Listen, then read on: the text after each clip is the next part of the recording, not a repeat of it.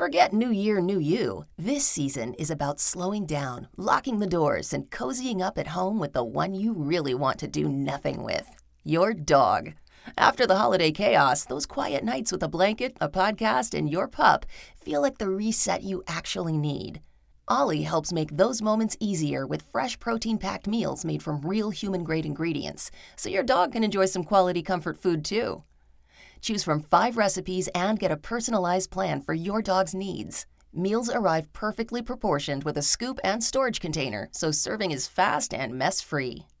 And with Ollie's in-app on-demand health screenings, supporting your dog is easy, ensuring more cuddles for many years to come. Visit ollie.com/truecrime and use code TRUECRIME for 60% off your first box. And what can I do for you tonight? I need to get a tow. I'm broke down. 31-year-old Corey Jones was driving home from a gig with his band when his car broke down on October 18, 2015. He stopped on a southbound off-ramp off I-95 in Palm Beach Gardens, Florida. What's wrong with the vehicle? It won't start. He called his fellow bandmate, Matthew Huntsberger, but they were not able to get Jones's 2008 Hyundai Santa Fe going again. A road ranger was also not able to help. Jones was worried about leaving his car with his drum set loaded in the back, so at 3:15 a.m., he called AT&T Roadside Assistance. Is there any buildings, landmarks, anything like that I could use to pinpoint your address?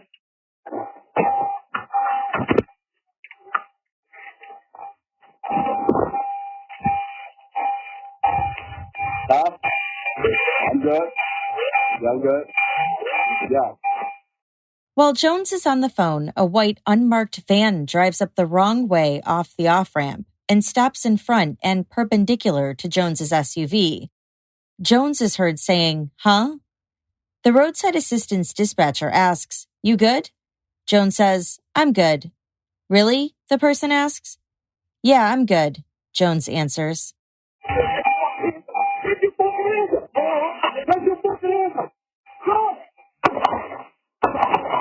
Oh my gosh. A man can be heard repeatedly telling Jones to, quote, "Get your fucking hands up." Jones says, "Hold on." The man says, "Drop," and then gunshots are heard.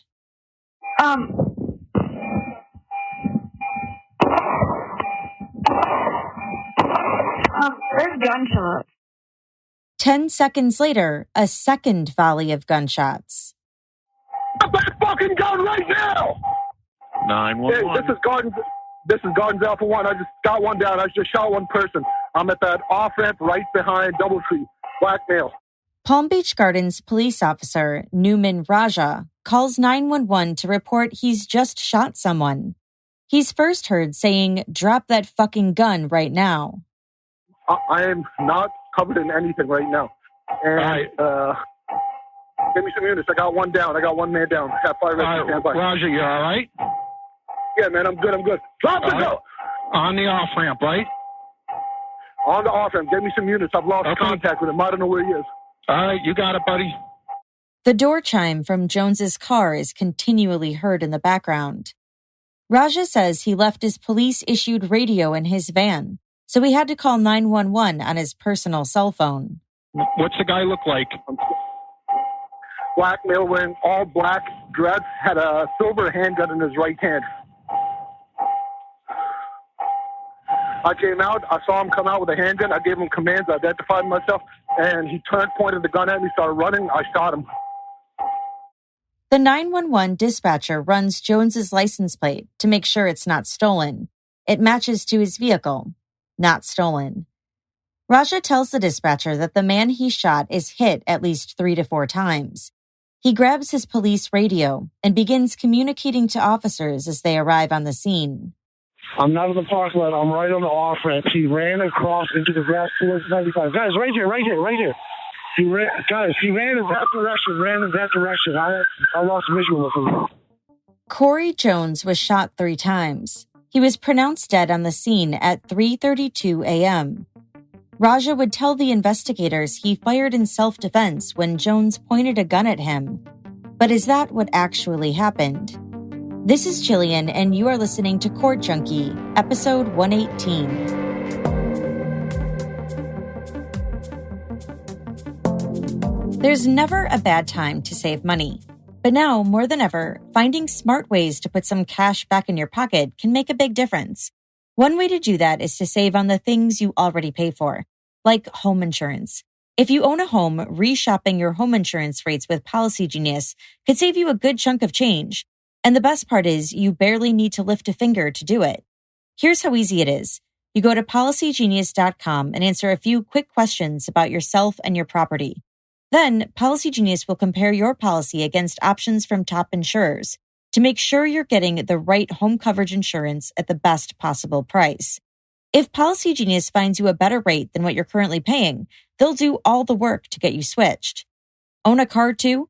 Policygenius will compare your home and auto policies across different insurers and even mix and match to find you savings. They've saved their customers an average of $1,127 per year doing just that. So if you'd like to put a little cash back in your pocket right now, see how much you can save by reshopping your home insurance rates at policygenius.com.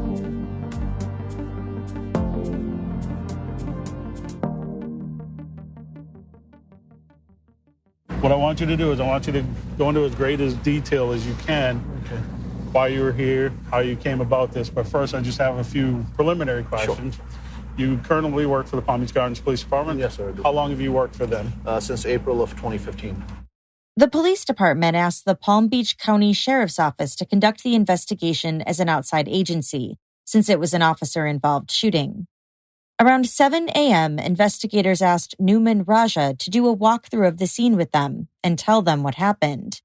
This interview was filmed and recorded. Raja said he previously worked for another police agency as a sergeant for 7 years and was a firearms instructor at the local police academy.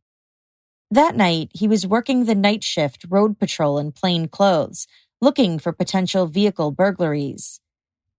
In the video, Raja is seen wearing an inside-out orange shirt, a baseball hat, and jeans.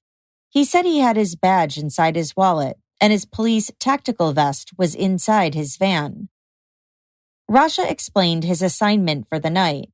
A nightclub was hosting a hip-hop concert with a large crowd. He was to drive with riot gear in the back of his van and would be nearby to drop the equipment off had things gotten out of control with the club. In the meantime, he would conduct surveillance in street clothes, looking for potential burglaries, and would radio in to a marked unit for them to conduct the takedown. Raja explained that while he was driving around, he saw an abandoned vehicle on the side of the road. He decided to check it out to make sure that everything was okay. The car was parked on the interstate off-ramp. Rather than going up the highway, getting off, turning around, and getting back on to go down the southbound ramp, Raja decided to make a U-turn and then drive up the off-ramp to save time. I didn't think there was anybody in there, and as I got close to the vehicle, and the door swung open, and this guy jumps up, and I immediately got out of the van, and he's like, I'm okay, man.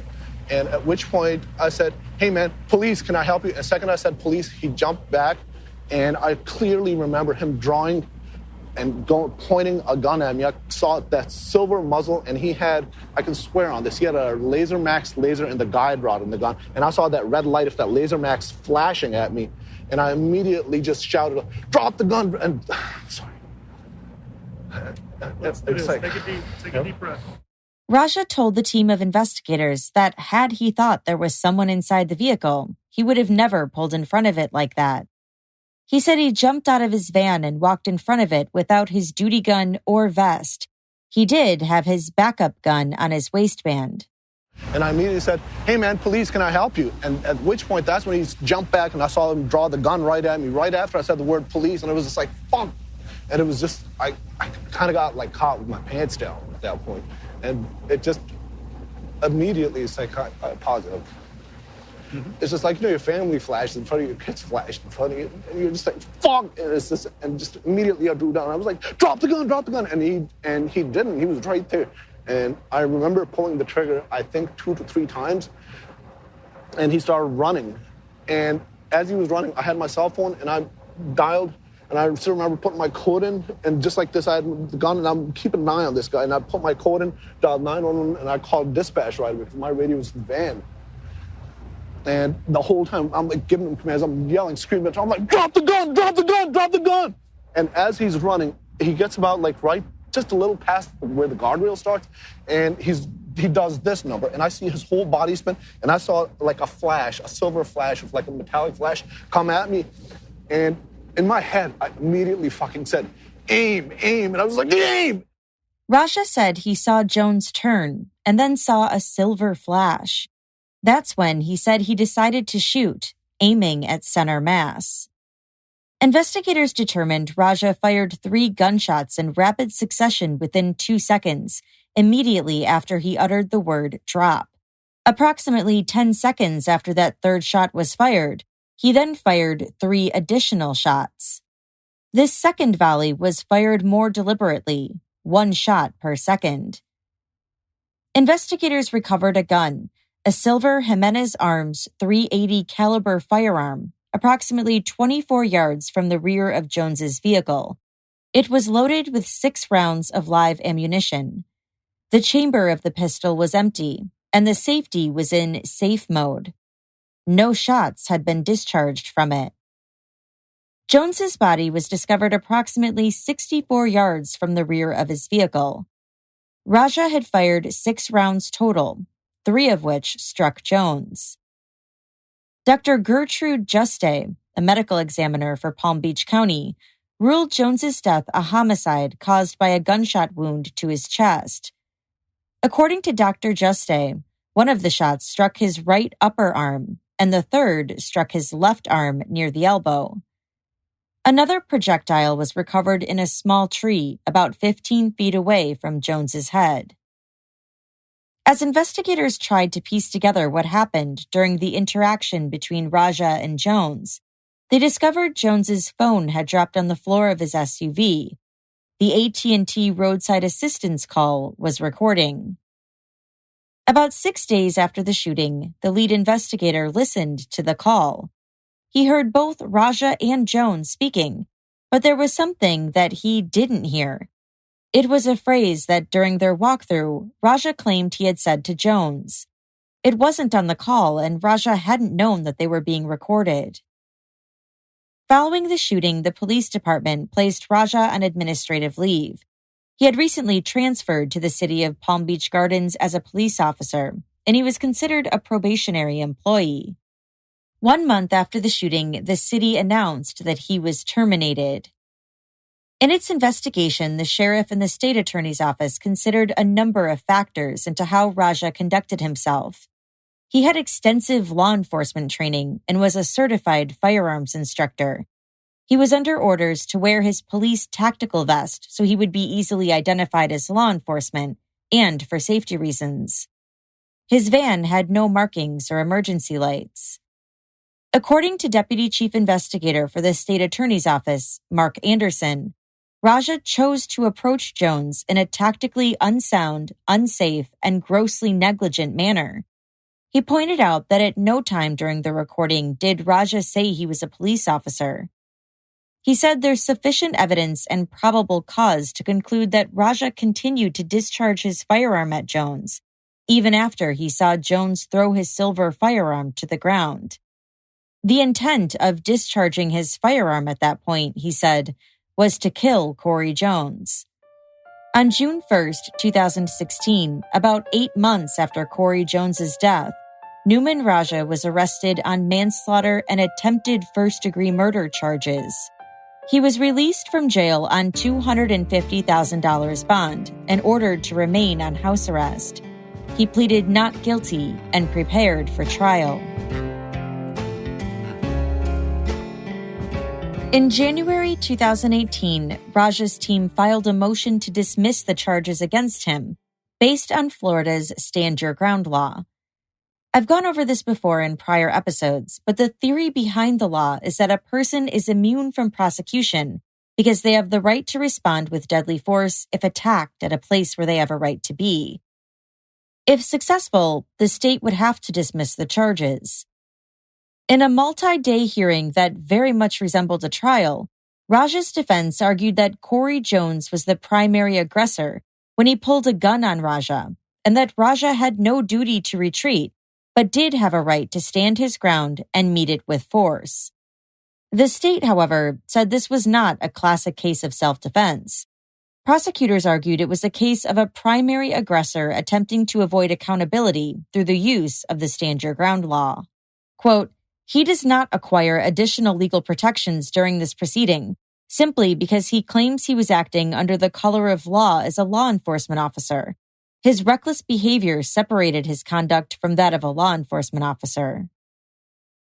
The judge found that Raja wasn't engaged in criminal activity at the time of the shooting, and he was in a place where he had a right to be. However, Raja was not entitled to stand your ground immunity because his use of force was not reasonable. Therefore, Raja was not immune from prosecution, as his use of force was not justified. And so Newman Raja went to trial in March 2019. Prosecutor Brian Fernandez gave opening statements on behalf of the state. You see, this isn't just a tragic story. This is a tragedy that was created. It was created by him. It resulted in an innocent man being killed. Corey Jones was doing nothing except waiting for help on the side of the road because his SUV broke down. And one of the few people that should have unquestionably been there to assist him on the side of that road did exactly the opposite. Instead of being Corey Jones's saving grace, he was his angel of death.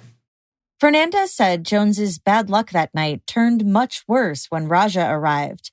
Instead of doing what a law enforcement officer is expected to do, Fernandez said Raja did everything wrong. He was immediately confrontational, despite Jones's last words being calm. Raja fired 3 shots as Jones was retreating. Then he waited 10 seconds as Jones was running away to fire a second volley of shots, he said. It's this pause in time that prosecutors say Raja's actions were a premeditated intent to kill. That 10 seconds was the time that he was able to reflect and consider what he was doing with that firearm in his hand. As he was pointing it towards the fleeing Corey Jones, as he was thinking about, do I pull this trigger? Am I hunting a human being? That is no longer recklessness. That is no longer just in the heat of the moment. That is now premeditated intent with one specific desire, and that was to kill Corey Jones. He fired those last 3 shots at 1-second intervals each. Control. Boom! Boom! Boom! Not fast, but controlled. Once again, he's got an opportunity to act like a cop. Finally. Instead, he proves himself to be that bad exception that disgraces the badge that men and women wear. Fernandez concluded by saying that law enforcement has great power. They have the right to kill a person, but they don't have a right to kill a person without absolute necessity. According to defense attorney Scott Richardson, October 18, 2015 was a perfect storm that tragically resulted in one man's death and another man's nightmare. This is a terribly sad and tragic case. It's an example of a perfect storm that turned deadly when Corey Jones pointed a loaded handgun at Newman Raja. But Mr. Jones's death was not the result of any criminal act committed by Newman Raja. It was a perfect storm that turned deadly when Mr. Jones pointed that handgun and Mr. Raja, in defending himself, fired his handgun. Mr. Jones pointed the handgun at Mr. Raja not once, but twice. And each time Mr. Raja fired, he was acting to defend himself against the threat posed by Corey Jones. Richardson said the fact that Corey Jones is dead is sad, but so is convicting a man of crimes of which he's not guilty. He showed the jury a photo of Jones's gun and said the area around the barrel of it will become extremely important. And he said an enhanced version of the AT&T recording would show that there was more on the call that can easily be heard by an ear. He also noted that the stress of an incident in which officers must discharge their weapons can impact how they perceive and remember an incident. They don't always get everything right, he said, but what's key here was that Raja didn't purposely lie. Being a police officer is one of the most dangerous jobs there is. When Mr. Raja went out to work, he didn't know whether he was coming back. They don't. Police officers don't know. Because the time that they're on a shift is when anything can happen and oftentimes does. Things can occur in a split second. And a split second can mean the difference between life and death for an officer. An officer has to be vigilant and be able to quickly respond to any situation, including a threat to his own life. And second-guessing and Monday morning quarterbacking is not real life. What's real life is what happens on the street. Richardson said at the end of this case, there will be no doubt that Corey Jones pointed a loaded gun at Newman Raja.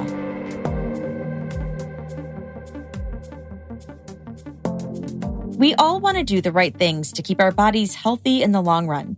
But even if you're one of those people who tries to eat a lot of kale salads and drink green smoothies, you're still most likely not getting the essential nutrients you need on a daily basis.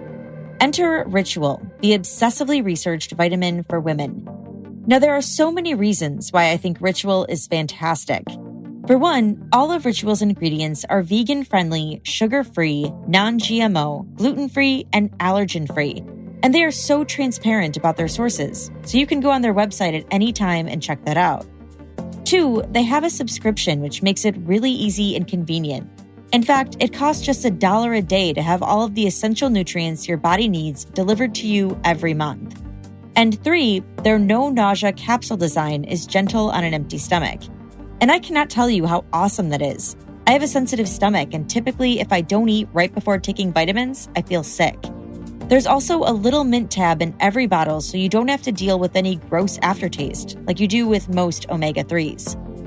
Better health doesn't happen overnight. And right now, Ritual is offering my listeners 10% off during your first 3 months. Fill in the gaps in your diet with Essential for Women, a small step that helps support a healthy foundation for your body. Visit ritual.com/court to start your ritual today. That's 10% off during your first 3 months at ritual.com/court. Change is constant. But these days, it feels like there's something new to grapple with every day. We may all be adjusting to this new normal, but it's still stressful. It's important to talk about it and seek support. Talkspace Online Therapy is here to give you that support because we all need it right now. Match with a licensed therapist from the convenience of your device, no matter where you are.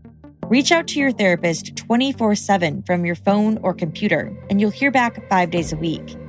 Talkspace therapists have experience treating depression, anxiety, substance abuse, trauma, relationship issues, food and eating, and much more.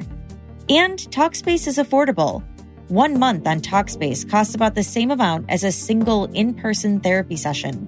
But with Talkspace, you can get even more. You can send unlimited messages to your therapist, and they'll engage with you at least 5 days a week. The bottom line is that we all need to talk sometimes, and Talkspace wants to give you the support we deserve at a price we can afford. As a listener of this podcast, you can get $100 off your first month on Talkspace. To match with your perfect therapist, go to Talkspace.com or download the app. Make sure to use the code COURT to get $100 off your first month and show your support for the show. That's Talkspace.com. Use the code COURT. Corey Jones grew up in Palm Beach County, Florida. His mother passed away in 2006 from cancer. His older brother, Clinton Jones Jr., aka CJ, played football for the University of Iowa and then was a wide receiver in the NFL. His large extended family includes cousins Vince Wilfork, who played defensive tackle in the NFL, and Anquan Bolden, a former wide receiver in the NFL. Jones himself graduated from the University of Akron and was working at the Delray Beach Housing Authority in 2015. He also worked as a youth mentor at My Brother's Keeper, a nonprofit organization that helps African American youths. In his spare time, he played drums at his church, where his grandfather is a bishop. He was also a member of the reggae band Future Presidents. On October 17th, the band played a gig at Johnny Mango's Tiki Bar in Jupiter, Florida, at around 10 p.m. During the gig, Jones had a few drinks and smoked marijuana on a break. When they were done performing at 1:15 a.m., Jones loaded his drum set into his SUV and headed south on the highway towards his home. He realized he was having car trouble around 1:35 a.m. and called his brother CJ. But Jones said he needed his drums to play in church the next morning, and he told his brother not to come pick him up. He next called his bandmate, Matthew Huntsberger. When you get to where Corey Jones is located. Yes. What did you all do? We just tried to mess with a couple things. We popped it. Well, he already had the hood popped, and then I went in the car, tried to start it while he was messing with some stuff, and then I mean, we were both on mechanics, so it wasn't very effective what we were doing, but so then he had mentioned to get oil. We had tried to call we got road rangers over there because I had used them before. So I was like, hey, call these guys. Or I think I called them. I can't remember. And so none of, they came and they couldn't help. So I ended up. Let me stop you right there. Yeah, go ahead. When you arrived, did Corey Jones appear to be agitated to you because his car was broken down? No, not at all. Had his demeanor changed at all from the time you left him at playing the gig to when you went to help him out with his broken down vehicle? No, he was a little frustrated, but he wasn't in a bad mood by any means. He was just he knew we were gonna figure out eventually, something to figure it out. Obviously it didn't work out, but. Jones needed a tow and didn't want to leave his drum set, so Huntsberger left Jones while he was on the phone with AT&T Roadside Assistance. That was at 2:40 a.m. As part of his job working for the Housing Authority, Jones would have to go into some dangerous areas. On the day of his gig at Johnny Mango's, Jones decided to show the gun he had bought to his brother CJ. It was a purchase he had made just 2 days prior. Yeah, he came by the house and he parked in the front. I was outside already, and he came around in the front. He's like, bro, I got something. I was like, what you got? Sustain, just don't tell us what he told you, but Just what you saw, sir. Yep. Oh, yeah, I seen the gun. And was it still in the box that he had purchased it? Yes, it was still in the box. And you saw it on his seat, or did he put it anywhere else? No, it was on his passenger seat. He didn't even touch it. It was just on the seat. CJ Jones testified that he used one of his first paychecks from the Cleveland Browns to buy his brother a $2,500 drum set for his birthday. He told the jury that Corey was left-handed, something prosecutors wanted to get on the record since Raja had told police that Jones had held the gun in his right hand. CJ last spoke to his brother at 2:52 a.m. when he was trying to get him help to get home. Around 3:13 a.m., police dispatcher Brian Noss answered a call into 911, and before he could even speak, he heard, "Drop the fucking gun." Noss recognized the voice. It was Officer Newman Raja. It surprised him to receive a call from an on-duty officer. After Raja explained what happened, Noss asked Raja where his radio was. Why did you ask him that? Because it was unusual for him to call on 911 when I know that he had a radio with him. And you said you've been doing dispatch for 30 years? Give or take, yes. And in your 30 years of dispatch, had you ever had an experience where an officer involved in a shooting called you from his personal phone on 911? No. Noss put the description of the suspect Raja provided in the call notes to be broadcasted out to all units. Sergeant Andrew Sprague was one of the first police officers to arrive on scene. He was obviously running on adrenaline after the incident that he'd just been involved in. So he was pretty worked up and trying to give me information as fast as he could because we believed we had a suspect at large. Sprague said Raja was dressed in plain clothes without his police vest, but had his police radio on him at that point. He asked Raja if he was okay, and then asked him to explain what happened. He told me that Mr. Jones, later determined Mr. Jones, that he had a gun and that he had ordered him to drop it, and he believed he had shot him. He then told me that the subject ran north in the grass between the off-ramp and the Doubletree Hotel. And he said he saw him throw what he believed was the silver gun, because he said he had a silver gun in the grass behind Mr. Jones' vehicle. Sprague worked to secure the area. Canine, helicopters, and other agencies were called in. EMS units staged across the street. Once a perimeter was established, they searched the scene for a potential active shooter. Raja got on the radio and said, "I got him, I got him." Once you located what you believe potentially to be a body, how did you approach Mr. Jones? With using the ballistic shield, Sergeant Anderson, we lined up in formation behind him. It's called a tactical stick. And we went over the side of the gully down to where Mr. Jones was. Mr. Jones was laying face down. Corey Jones wasn't moving and was unresponsive. They rolled him over, saw there wasn't a second weapon, and called for EMS to render aid. Investigators began to mark for evidence. 6 shell casings were found on the paved portion of the ramp near Jones's car. A canine unit was called to do an article search for a gun.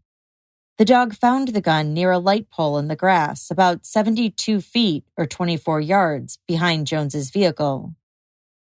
Sprague saw Raja's tactical vest in his van and asked him if he was wearing it at the time he fired his weapon.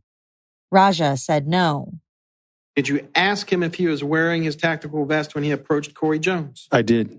What was his response? No. Did you ask him again if he was wearing that vest? I repeated the question. How did you repeat it? I said, "You had your tactical vest on, right?" And what was his response? No, I didn't have it on, Sarge. Raja was sent outside the crime scene to meet with the police union representative. They waited for the union attorneys, the state attorney's office attorneys, and the sheriff's office shooting team to arrive. On cross, the defense asked Sprague about the accuracy of his own statements after the shooting. Sprague said he had radioed on his portable radio when he actually had used his car radio. Sprague had estimated the gun was about 20 feet behind Jones's vehicle. It was actually closer to 70. It was a stressful situation? Of course. Officer had discharged his weapon? Yes. Someone lost their life? We didn't know that at that time. Ultimately, you did know that? Yes.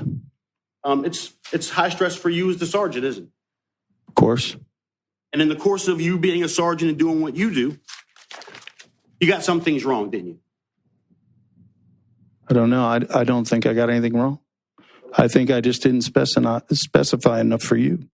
Around 4:30 a.m., the Palm Beach County Sheriff's Office arrived on scene. Sergeant Chris Karpinski was called in to run an independent investigation. Detective Smith was assigned the lead investigator. Raja was in the Incident Command RV, meeting with his representation. He agreed to give them a recorded statement, walking them through the events 4 hours and 35 minutes after the shooting. You said that you got out, you jumped out, and you came around here.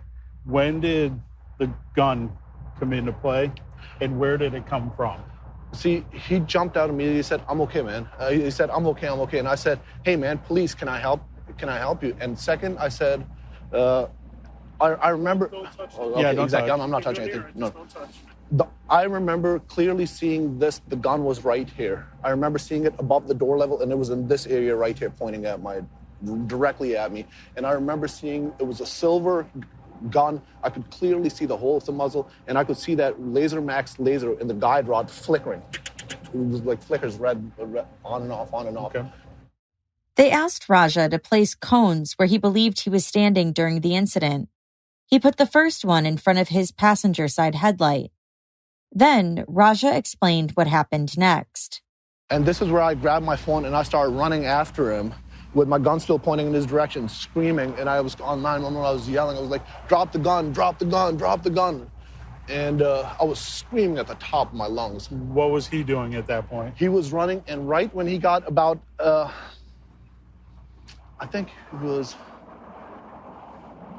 because this is where I started to walk. I remember I was around that area by that pole when I decided to walk back to get my radio again. The dispatcher was like, go get your radio, Raj, go get your radio. And just be careful right here. I'm sorry. And I remember over here is where I was, and he must have been, do you see this plant right here? This big bush? Clump? Yeah, the big clump. Just where the ditch is right there in front of it, kind of like he was in that area, and that's when he did the spin. Then I was yelling, I was like, drop the gun, drop the gun. And I saw him go like this. And I remember saying to myself, aim. I still remember, and I was like, aim! And I put that front sight right in the center mass, and I squeezed. I believe 2 rounds. Okay. And I saw him drop, at which point, and when he dropped and everything, and I started going up, and I couldn't see him. And I was like, I lost sight of him. And they're like, go get your radio. And I started to go, and I was like, just pedaling back and everything. Sergeant Kopinski said he learned of the AT&T roadside assistance recording about 6 days after the shooting. When he listened to it, he immediately thought there were some discrepancies between Raja's statements and what was heard on the recording. On cross, the defense asked Kopinski if that was unusual. Have you found in your experience that if a person is not accurate about something, that does not necessarily mean that they are intentionally stating a false fact? Let me give you slight leeway. Can you answer that? I think only they can answer that. In his deposition, Kopinski had answered no. The officers did not intentionally give a false statement. He said that in his experience, that's generally what has occurred. Sheriff's Office crime scene investigator Keith Thomas arrived on the scene at 5:25 a.m. He began by collecting evidence and measuring the distances between the casings, vehicles, Jones's body, and the gun. He also filmed Raja's walkthrough. He overheard Raja talking about seeing a laser on Jones's gun and knew that didn't actually exist. But Thomas had an idea for a possible explanation. Because the gun was a shiny chrome material on the exterior, and Officer Raja, to him it appeared to be a flickering laser, and we had the idea that maybe at that time of day, with the traffic signal, which would have been possibly behind Officer Raja, that the chrome of the gun may have been reflecting that red light back at him and made it appear that there was a light source on the gun itself. A few weeks later, Thomas, Sergeant Kopinski, and a state attorney's office investigator conducted what they called a light reflectivity test. On November 4th at 1:30 a.m., they went to the off-ramp with Jones's gun to see if they could get a red light reflecting on it from the traffic signal. The investigator stood facing south holding the gun. Thomas stood facing north holding a camera with the traffic signal behind him. A photo of this experiment was shown to the jury. Thomas was able to get a red light to reflect off of Jones's gun. But prosecutor Adrian Ellis asked Thomas if, based on his training and experience, if that appeared to look like a Laser Max light. It did not appear to be. That gun has an enclosed guide rod anyway. That gun wouldn't be compatible with the Laser Max laser. We tried to get the red reflectivity and the flicker pattern. We got the red. We tried from several different angles and we couldn't get the same flicker pattern or any flicker pattern. A Laser Max laser flickers. Thomas was unable to recreate that effect. But the defense pointed out the conditions of the rest were not exactly the same as the real-life scenario. And certainly, when you were out there that evening, that was not at all similar to the conditions that Mr. Raja faced when he had a gun pointed at him in a split second, was it? Oh, overruled. Not at all. As far as the lighting goes, I have no way to know. As far as the stress goes, definitely completely different. And the camera being on a tripod as opposed to somebody seeing something with their eyes, you're moving. It's not identical. Thomas took a series of still photographs during the experiment and then edited them together into a video. He said he had plenty of time to familiarize himself with the gun and knew it was not equipped with a laser. He did not think the light reflecting looked like a laser either. It didn't look like a laser to me. Right. But one of the reasons why it didn't look like that to you was because you were already biased from having seen the gun and knowing that it did not have a laser on it. That's quite possible. I try to remain objective, but once you know a piece of information, there's no ruling that out of your mind. Well, when you say it's quite possible, that actually is what happened, isn't it? You were biased.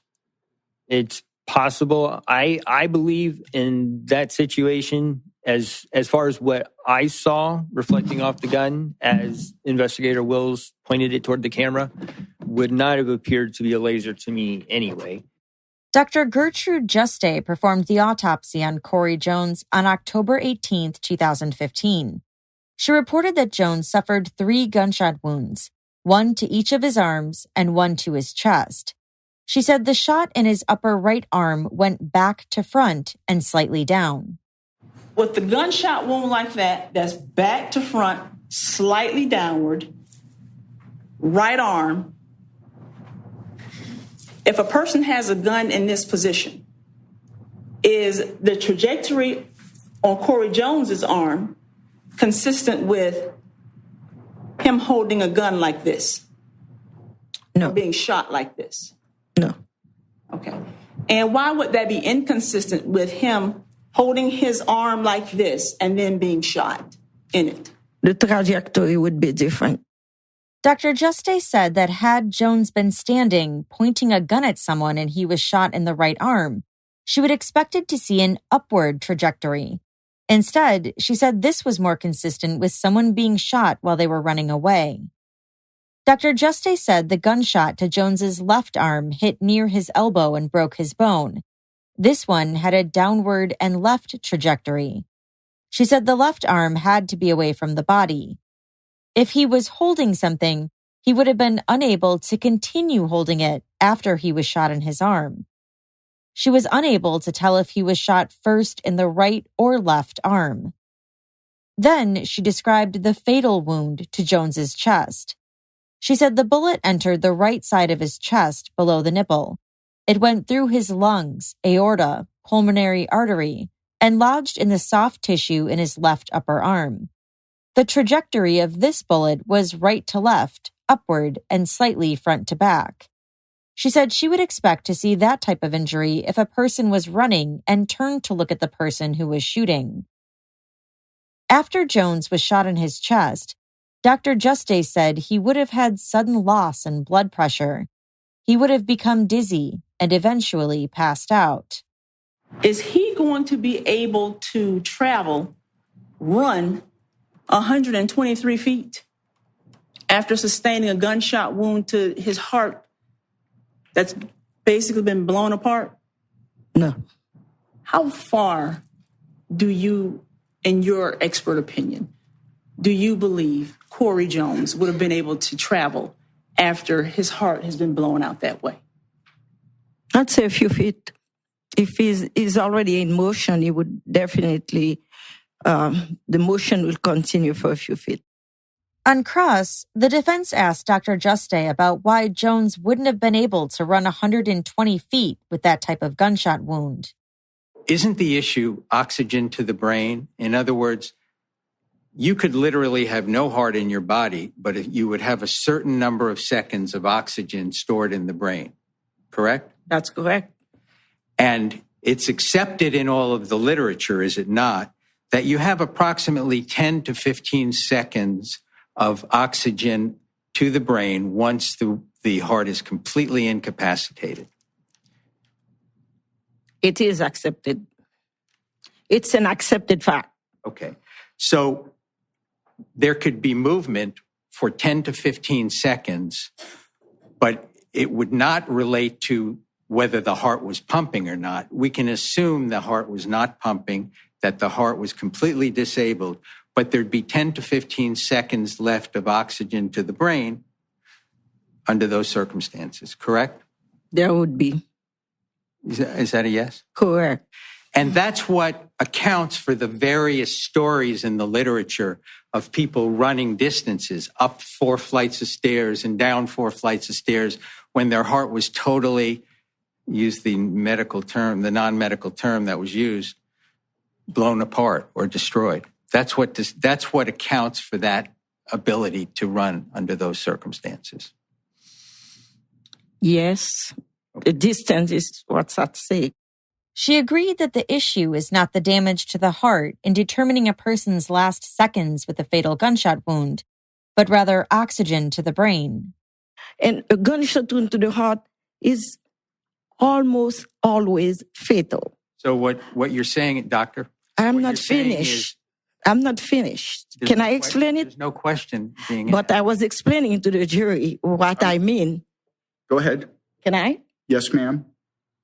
When you sustain a gunshot wound to the heart, the gunshot wound can go through the muscle of the heart in such a way that it takes on the right side of the heart, let's say, which is low pressure. So you continue bleeding. You're going to bleed. The sac around the heart is going to fill, and when it fills, your heart can't beat anymore. So you fall. It's not a question now at that point of you had 30 seconds of oxygen. Your heart was still beating and was still pushing out blood. Although after a while, the amount of blood that it's pushing is not going to be the same. Eventually you collapse. Dr. Juste's testimony concluded the state's case. Then it was the defense's turn.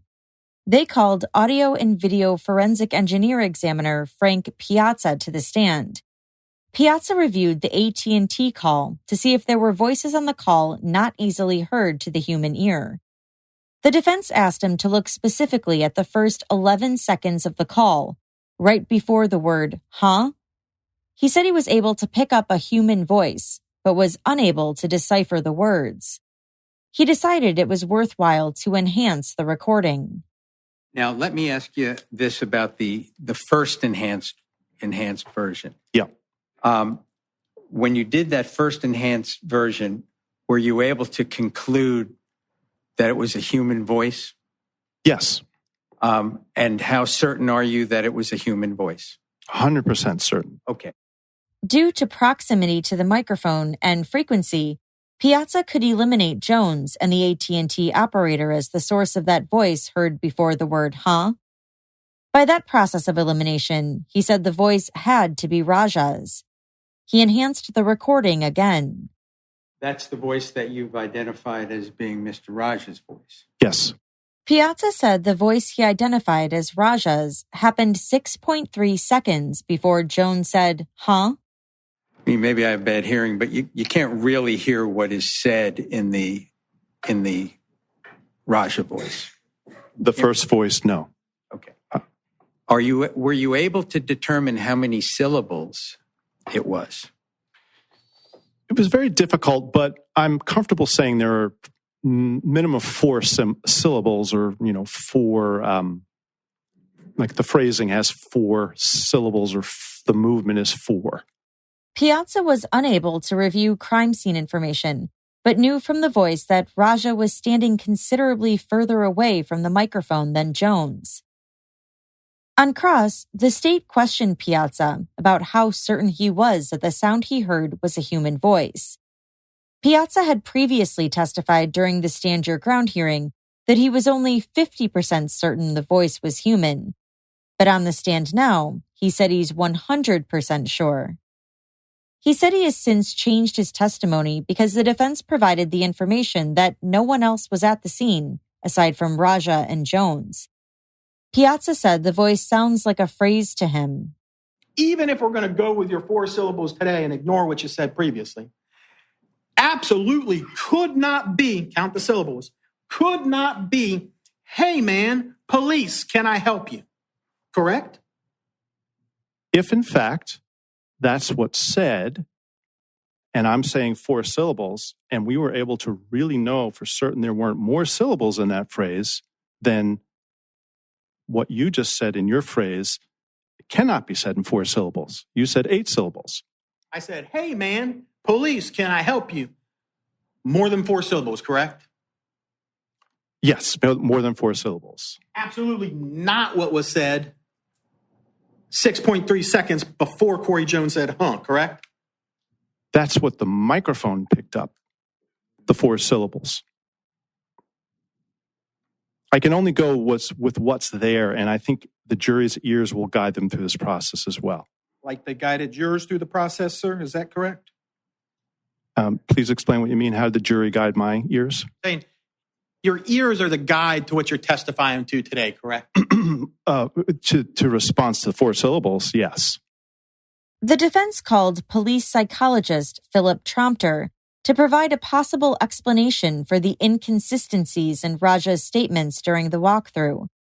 He said officers can suffer perceptual distortion when faced with a sudden threat, and their ability to see or hear accurately can be distorted. They also might suffer memory impairment or tunnel vision. All of us, and certainly police officers in these situations, when they try to remember what occurred, are essentially trying to reconstruct a high arousal, deadly force situation that they may have misperceived in some ways, but yet they're trying to create a memory, an accurate memory as to what occurred. So a memory impairment is simply inaccurately remembering what actually occurred, and that usually comes up when there's other evidence that tends to contradict what the officer seems to remember. On cross, Trompter said he was never asked to evaluate Raja and never met with him. He could not offer an opinion of what was going on in Raja's mind at the time he pulled the trigger. The defense then sought to refute the state's medical examiner testimony. They asked to have 3 medical examiners testify to essentially say the same thing, that Jones could have traveled the 125 feet after he was shot in the heart. The defense was only able to bring on one, Polk County Chief Medical Examiner Stephen Nelson. So, for example, if you were pointing a gun at somebody, turned a little sideways, yes. Would that open the area up to the Absolutely, shot? It would. It would open up the part on the chest to have this wound here on just below the nipple on the right side. And that wound was described as front to back. That is correct. Nelson cited examples from textbooks and autopsies he had conducted himself of people with devastating gunshot wounds to their heart and who were able to flee. He said the fight-or-flight instinct would have kicked in, with the adrenaline enabling Jones to run a good distance. He said Dr. Juste's opinion does not reflect all factors, and that she doesn't have a grasp of the literature. The prosecution took aim at this assessment on cross-examination. That bullet went through his pulmonary artery, his aorta. We could actually look through his heart based on the path or the trajectory that the bullet traveled through his heart, correct? Yes. It's what we do as forensic pathologists. Right. And so you're telling this jury that with a hole in several chambers of his heart, and those areas of his heart, you're telling this jury that Corey Jones would still be able to run almost half the length of a football field. That's exactly what I'm saying. And the literature supports it. Not just once, but multiple times and in multiple textbooks. Raja declined to testify. Prosecutor Adrian Ellis gave closing arguments on behalf of the state. Well, why would Corey Jones want to shoot this defendant? Why? Ask yourselves that. This is a young man who is a productive member of society, working, has a family. Why would he want to shoot this defendant?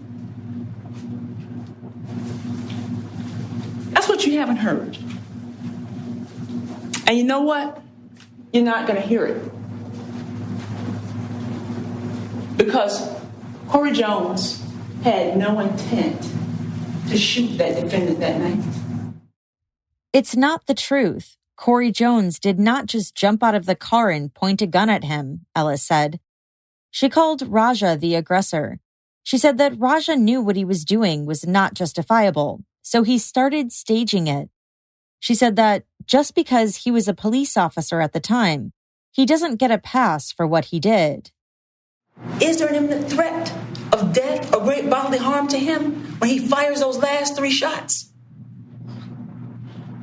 And what we do know from the evidence, absolutely not. Because Corey Jones was already in the tree. He was already in the tree line.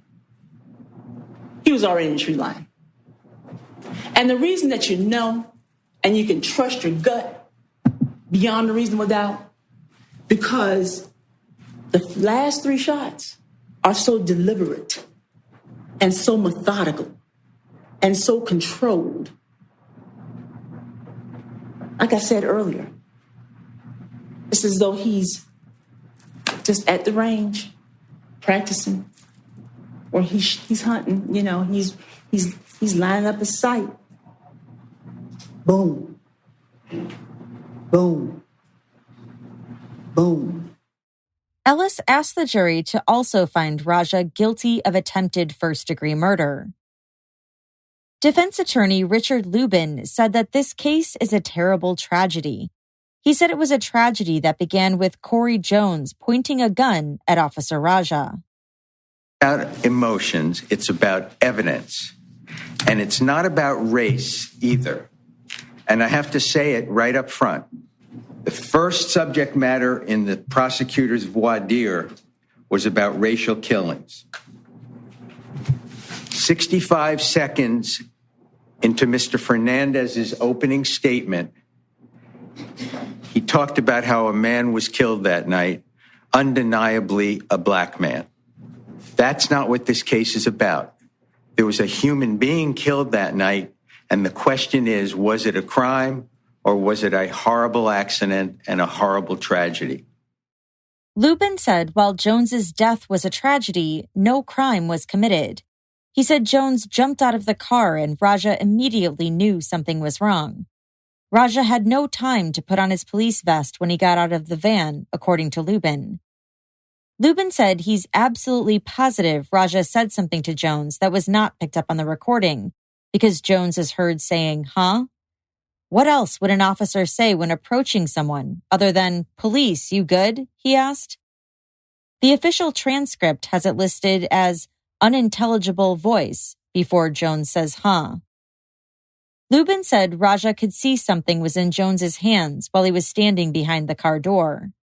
He could have just shot, but he said drop. And Corey Jones didn't drop. There was a gun pointed at Officer Raja's head, and Corey Jones didn't drop it. And what choice in this terrible tragedy does Officer Raja have but to fire the gun? In self-defense. Not in an aggressive situation, but in self-defense to protect himself. Lubin said Jones was not fleeing when he was shot. He demonstrated how he believes Raja fired all 6 shots before Jones reached the light pole, where he dropped the gun next to him. He again sought to discredit Dr. Juste and said the shots were fired after Jones turned for a second time and aimed his gun at Raja. According to Lubin, the state did not prove the manslaughter charge, because they failed to show that Raja had an intent to cause great bodily injury, as there's no way he could have known Jones was going to pull a gun on him. He said there's no evidence Raja intended to commit first-degree murder either, but he said the defense to both of these charges is a justifiable use of force. Raja's statement about the laser max, though untrue, proves that the gun was pointed directly at him. He asked the jury to return a verdict of not guilty. The state had a few more points to make on rebuttal. I don't care if it's 3 o'clock in the morning or 3 o'clock in the afternoon. That's not how you talk to a citizen when you're a law enforcement officer. But without any doubt, when it's 3 o'clock in the morning on the side of the road and you pull your white van on the wrong way on an I-95 exit ramp and park feet in front of a vehicle of a person that's only in need of assistance, and this is what you say? Really? That's what I say. Really? Really? That's what he says? That is the definition of aggressive. You don't get to hide behind self-defense when you do this to that person right there. The 6-person jury was sent out to deliberate. After about 4 hours, they had reached their verdict. We, the jury, find as follows. As to count 1, we find a defendant guilty of manslaughter while armed with a firearm as charged in the information. As to count 2, we found a defendant guilty of attempted first-degree murder as charged in the information. Raja was the first officer in the state of Florida to be convicted of an on-duty shooting in 30 years. Corey Jones's father, Clinton Jones Sr., said the family knew in their hearts that Raja was guilty. Quote, "I just thank God the truth caught up with him and that he was convicted." Attorney Benjamin Crump, a spokesperson for the Jones family, spoke with the Law and Crime Network on their behalf. You cannot get away from the elephant in the room that he was a young African-American man who had a permit to carry a gun. So why isn't the NRA standing up for him saying, hold on, this citizen has a right to stand his ground against somebody who's confronting him who never identifies himself as a police officer? And thank God that he was on the phone with the tow truck company, and we have that recording from the company, or it would have all been as Officer Raja Newman said, and nobody would have known. Raja was facing up to a life sentence for the attempted murder conviction and up to 30 years for manslaughter. This has been a heartbreaking case. I think it's had a profound effect on every single person that has sat through this trial, including very experienced lawyers who this is not their first rodeo. I can't put my finger on it. I can't tell you exactly why. But as the judge who's been a judge for 16 years and a prosecutor and sat in every seat in this courtroom, this case had a profound effect upon me. And I'm hoping that going forward that people can have some peace in their lives. And I know for the Raja family, that's in some ways impossible. Every single case where I sentence somebody to a lengthy prison sentence, the worst criminal where I'm not really losing any sleep, is still heartbreaking. Why? Because Ted Bundy could be sitting in this courtroom today, and in the back of the courtroom, I would see a little old lady crying and go, "Why are you here?" "Well, that's my son." Because every single defendant that comes before me is somebody's son, somebody's daughter, somebody's father. And although sometimes they get just what they deserve, it's still heartbreaking to see their families in that position. On the other hand, sometimes defendants commit a crime. A very, very diligent jury has found the defendant guilty on both counts. And I know Mr. Lubin disagrees, and I'll accept whatever happens later on. But that's what I'm left with here. As I've already adjudicated Mr. Raja previously, on count 1, I hereby sentence him to 25 years in the Department of Corrections. And on count 2, I hereby sentence Mr. Raja to 25 years in the Department of Corrections. That is as a minimum mandatory, which was required that he serve day for day. Those sentences will run concurrently. Raja is appealing both his conviction and sentence. He is still claiming his actions were justified, and in a motion filed on his behalf, believes at least one of the convictions should be thrown out. A spokesperson for the police union said the union remains behind Raja and will continue to pay his legal defense. Jones's family is confident the conviction will be upheld. Jones's cousin, Anquan Bolden, co-founded the group Players Coalition, which has partnered with the NFL to make an impact on police community relations and criminal justice reform. He has testified in front of Congress about the impact his cousin's death has had on his life and the need for police accountability. And that's all for this episode. As always, I'd love to know your thoughts on this case. Do you agree with the verdict and with the sentencing? Let me know by joining the conversation on Instagram @CourtJunkie, by tweeting me @CourtJunkiePod, or by emailing me at podcast@courtjunkie.com. This episode was researched and written by Jennifer Tintner from the Law and Crime Trial Network. You can follow Jennifer on Twitter @JenniferTintner. If you'd like to hear these episodes without the ads and to check out additional Court Junkie bonus episodes, go to courtjunkie.com/support to find out how. That will redirect you to my Patreon page. Thanks again for listening. Until next time.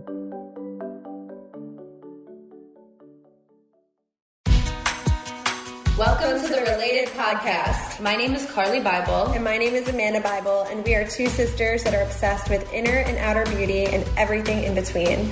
We hope to inspire you and bring you behind the scenes to discuss all things related to our lives. And nothing is off limits. You can download new episodes every Thursday on Apple Podcasts, Spotify, and Podcast One.